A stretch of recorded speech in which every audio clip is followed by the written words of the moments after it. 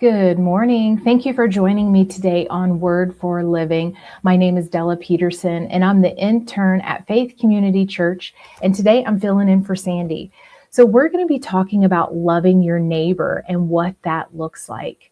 So the word agape is a Greek term, and it's to deliberately make a choice. You are deliberately making a choice to put others above your own needs. You're putting someone else's well-being above your own.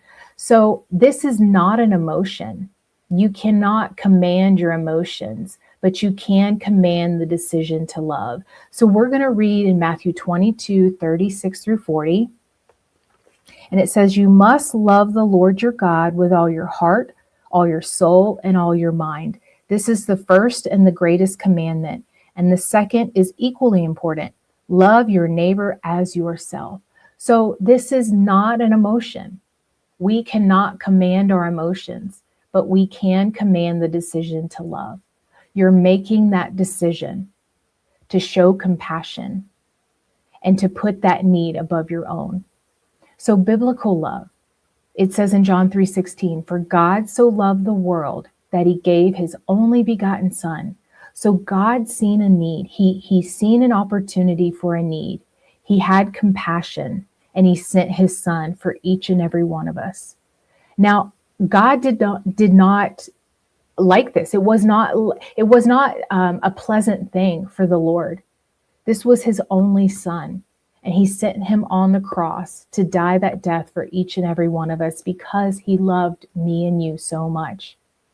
So my experience in this area, when I first became a believer and walking with the Lord, I really struggled in loving my neighbor. I was a very selfish, self-centered person. I thought about myself all the time. I was not friendly. And if there was anything that would inconvenience me, I'm not doing it.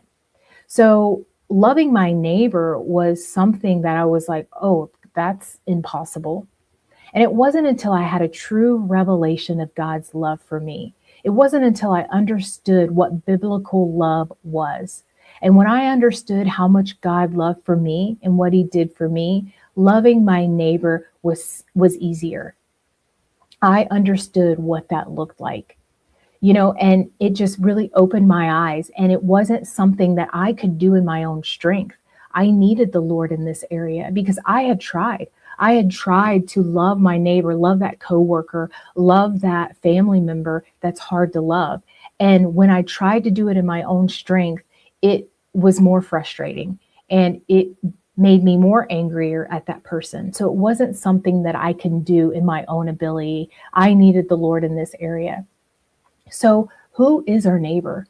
So the biblical word for love does not put limits on neighbor. There is no such thing as a non-neighbor. We're all supposed to be neighbors, and how do we do this? It's when we anchor our hearts into what God has done for us, when we anchor our hearts and our spirit into that, and when we know God's love for us, that's when transformation can happen. That's when we can become the neighbor and to love others like God did. So our hearts have to be anchored in that. So the biblical love is a decision we make. It's a decision to show compassion for others. Worldly love is with stipulations. It's what can you do for me? It's can you do X, Y, and Z, and then I'll love you. It's very superficial. But biblical love is everlasting and unconditional. So if you're struggling in this area, I just encourage you to ask the Lord to help you, to give you wisdom in this. You know what biblical love is and you know what worldly love is, and God will help you to have a revelation in this area of his love for you, knowing your identity in him, knowing how much he loves you, and you can overcome this. You can love your neighbor. So thank you for joining me today. You guys have a blessed day, and I will see you next time.